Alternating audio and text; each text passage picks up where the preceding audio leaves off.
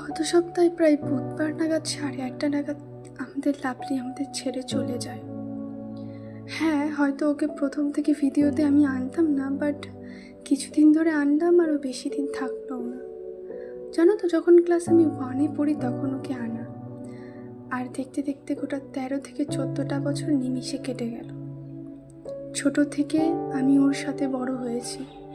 ওর অবর্তমান আমাকে একটু নাড়িয়ে দিয়েছে বটে, বাট সারা বাড়িটা যেন খা খা করছে। শুধু মনে হচ্ছে এখানে আমার লাভলি বসে থাকতো, ওখানে আমার লাভলি বসে থাকতো। আজ গোটা বাড়িটা ফাঁকা। সবাই আছে, সব আছে, ওর সব কিছু আছে, বাট ও নেই। এই সিঁড়ির এখান থেকে বসে থাকলে গরমে ওই খাটের নিচে বসে থাকতো আর উঁকি মেরে দেখতো আমাকে। ফ্রিজ ভরা আম, বাট খাওয়ার লোক নেই। চলে তো গেল আমার লাভলি আমাকে ছেড়ে, বাট রেখে গেল কিছু না ভোলার মতো স্মৃতি।